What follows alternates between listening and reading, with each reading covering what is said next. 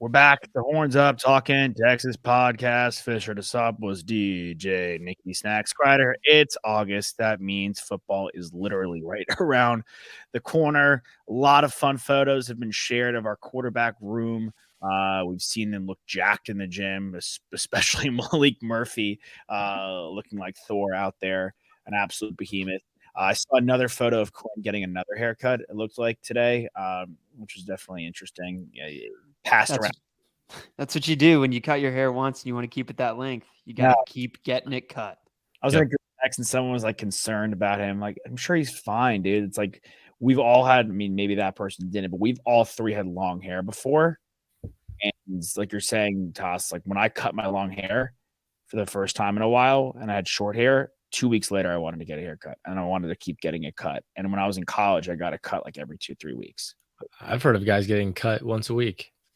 Yeah. I mean, I feel like the guys, kind of absurd, but do the NBA guys get cut multiple times a week? Like, I feel probably. like they have like one of the biggest things in the NBA bubble, aside from family being there, was having your barber there. Yeah. I think. I mean, if you're a guy who goes for the shaved head look, and you do have hair, I think you have to shave your head like every 2 or 3 days. Yeah, it's you don't even want it's even more frequent. Loose stragglers on your head. None of that. But I'm not concerned about Quinn at all.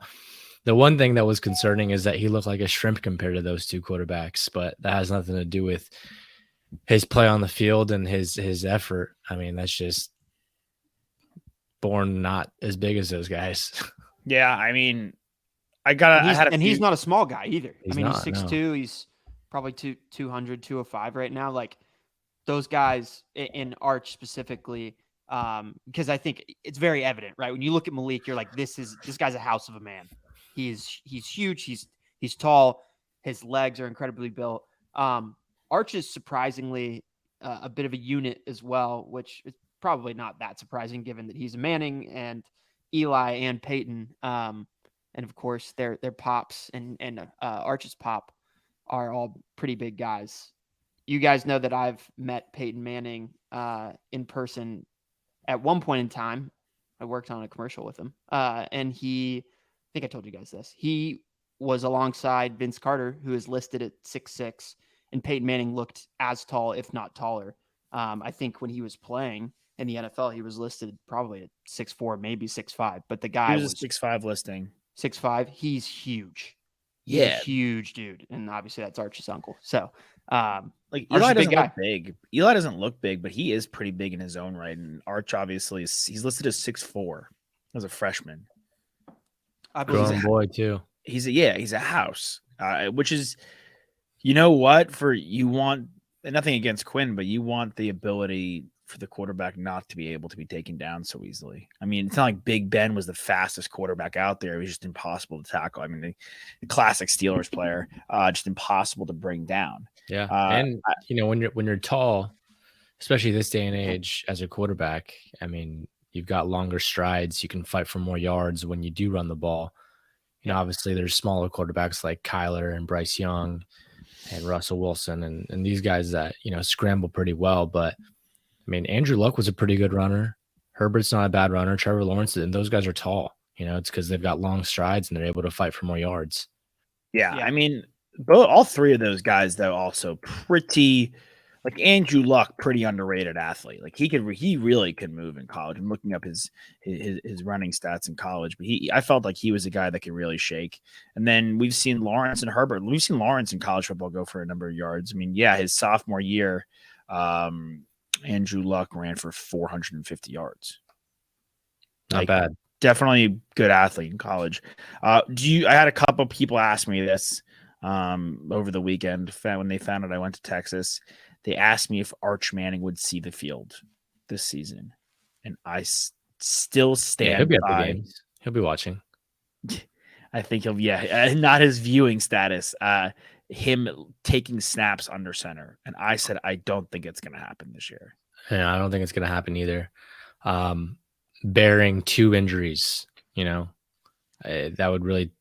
really what it would be. It'd be Quinn getting hurt, then Malik getting hurt. I really think Malik is the second guy up when it comes to taking snaps if Quinn were to go down. I mean, maintain the red shirt, right? I don't think Arch is in any rush.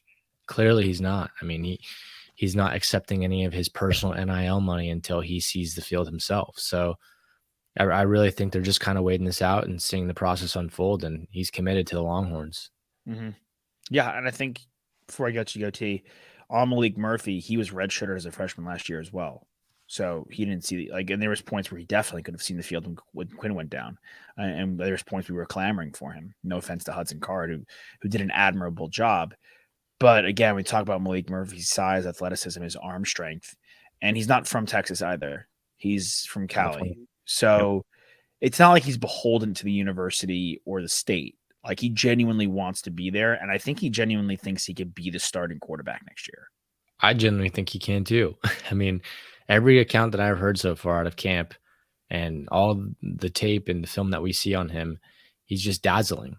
Yeah, I mean, obviously we just mentioned how physically gifted he is, but his arm strength, his ability to run, his sense of leadership, it seems like a lot of the players really gravitate towards him. And I think that speaks volumes to your character as well. When you know that there's competition in the quarterback room and you still want to stick it out, that shows that you want to be there. And so, there's a leadership aspect as well. I imagine that Quinn's going to have a good year and that he'll probably go to the NFL draft, get a nice payday, and then it'll be Malik's job, or they'll have a nice competition heading into spring, Arch versus Malik, and kind of duke it out to see who's better. Yeah. Hopefully none of this matters, right? Because Quinn is our starter. He plays the entire year healthy, and he does what is expected of him, and does what he can do and performs at a very high level. And like you said, Nick, ends up heading to the NFL, whether it's a first-round draft pick or a second-round draft pick. When we get to that point, we'll get to that point. But right now it's about improving upon what he did last year. And he had an under 60% completion percentage. And I think that's what has to be addressed first and foremost when he steps, on the field for that first game. And obviously there's been so much conversation from Sark specifically in the offseason, just talking about the development of Quinn and how they are looking at it from a coaching staff standpoint of last year was his rookie season. They knew there were going to be growing pains. They didn't know that he was going to get injured, that he was going to have to come back from an injury. But I think that there is, it's nice, I can imagine, as a player to hear that you have that kind of leash, that your coaches are talking to you in that manner. And obviously they're having those conversations with Quinn himself.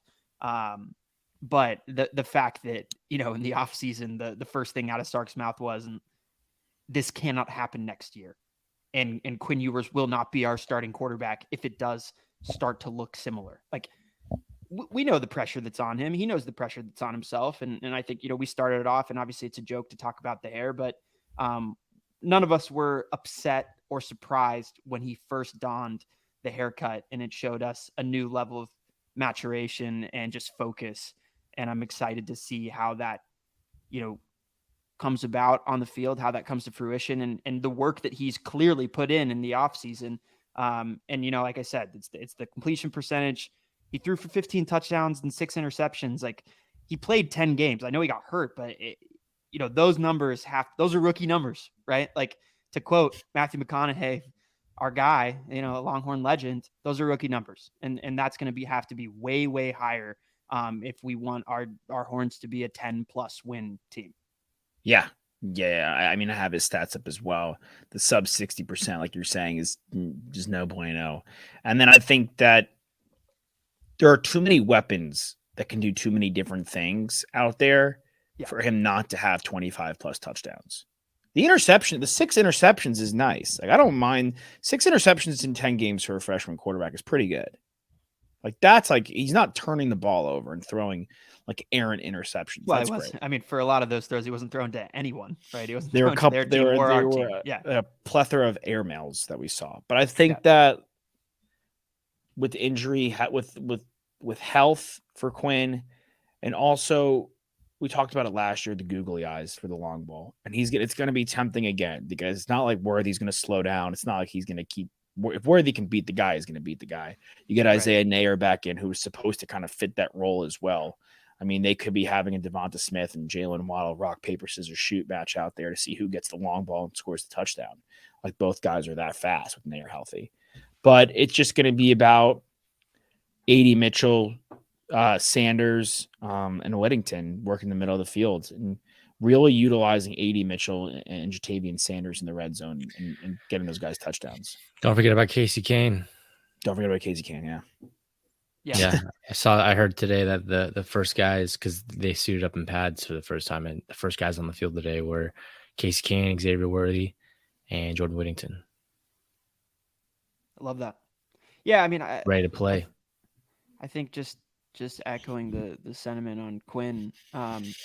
I agree, Josh. The 6 INTs last year, you'd like to look at that as a major positive, but I also see it from another angle, from a more critical angle of he was settling too often to throw the ball away, to not trust his receivers. And at this point, the talent in the receiving core, tight end core, the running backs out of the backfield, they are too talented not to get them the ball at every opportunity that you can. And you have to trust in your head coach, who is an offensive guru. He's going to scheme those guys open. All you need to do is execute. Make your job very simple. And let your guys, who are all athletes, incredibly gifted, take care of the rest. Mm-hmm. Absolutely. Absolutely. Yeah. I mean, yeah. Really want to see the running backs get involved in the pass game this year. I think that's something that we stressed on about how we didn't get Bijan the ball enough last year in the pass game. And, especially with the young guys coming in, fresh legs, I mean, obviously you don't want to run them into the ground, get them their carries, but spread it out, let them get it on the outside, do some screens, do some bubbles, do some wheel routes, let them create some space for themselves and just be the athletes that they are. Because all these guys have potential to just dust players, right? And create some open space themselves, or, if it's a one-on-one, juke them out or even truck them. I mean, we got C. Baxter. I mean, we got Jonathan Brooks, of course. I think, he's one of those bulldozer type guys. But Keelan, Keelan is definitely that we need to get involved more, because every time he touches the ball last year, he did something special. Yeah, exactly. You brought up the 2 guys that you've highlighted in the last couple of minutes. Casey Kane and Keelan Robinson are just 2 guys that have paid their dues by and large, and guys that could have easily transferred as well, but stuck around to do something special. And I think there's a world in which they need to be rewarded. And we talk about fresh legs with the running backs all the time, but fresh legs with wide receivers too.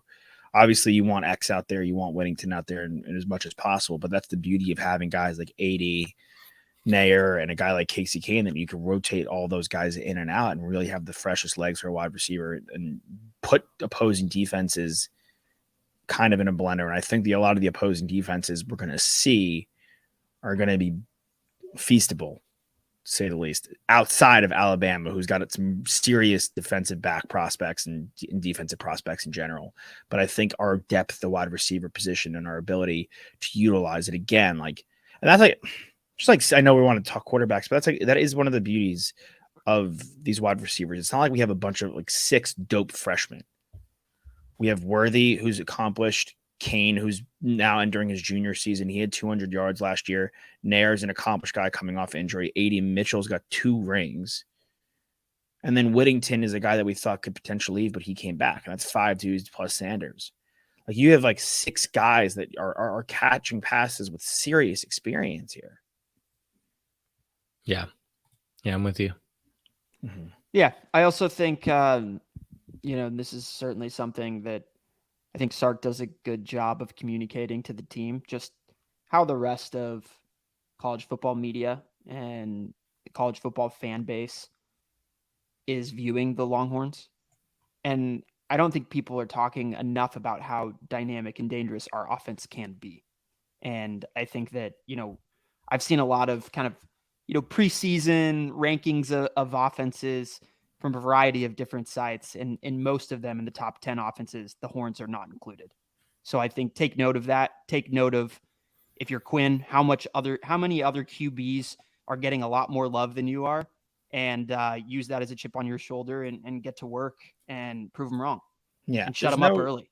There's no reason that they can't have a better offense than like LSU or Florida State, where Travis and Daniels are getting a lot of love across the nation.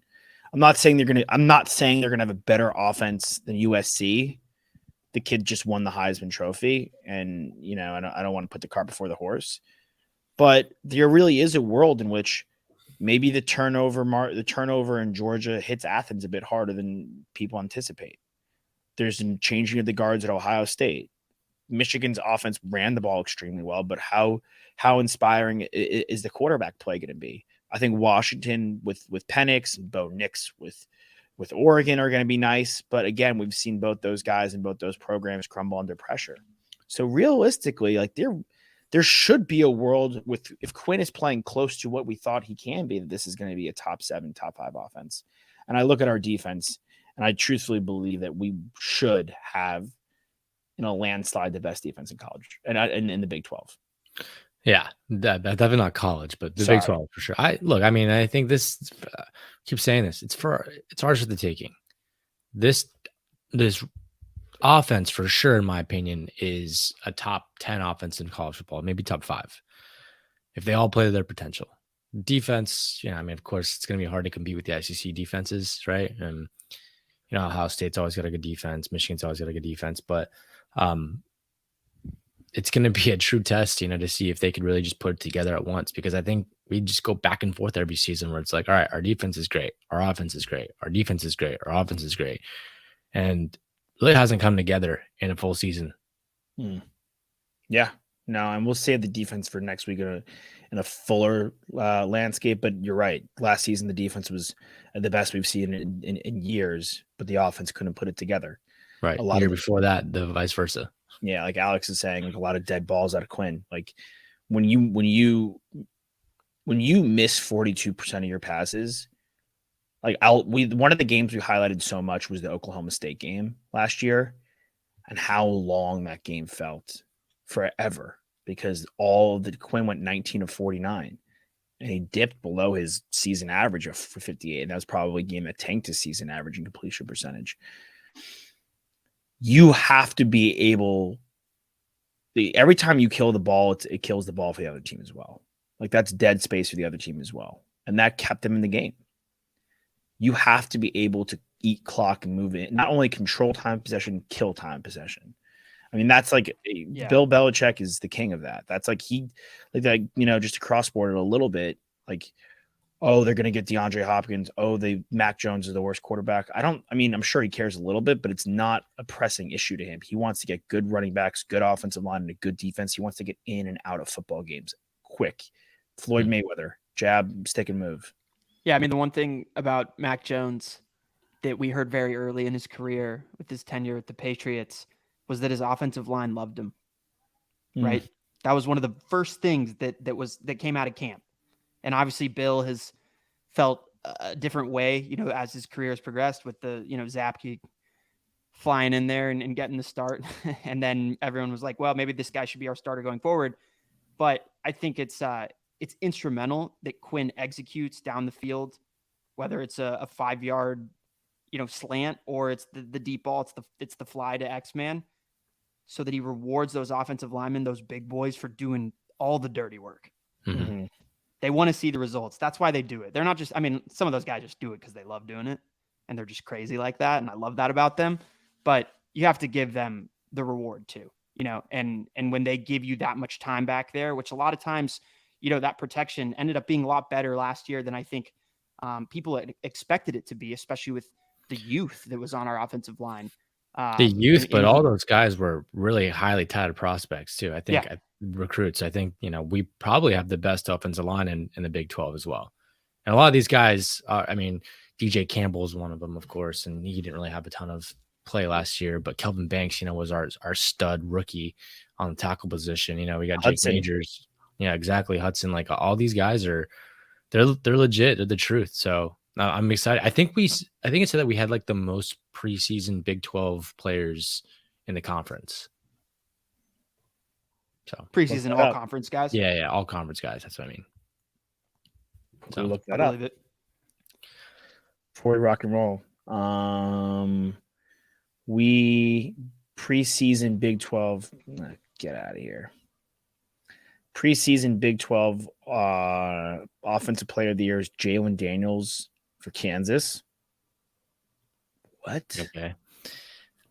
Defensive player of the year, Jalen Ford. As I think it they should just like be. the name Jalen. Yeah, I think Jalen Ford is really gonna be. Let me see if I can get this team. Yes. Okay. Here is the preseason. I mean, Sanders, Worthy, Banks. Are you looking at it? No, I'm just listing Oh, them. Jake yeah. Majors, I think. Is he on there?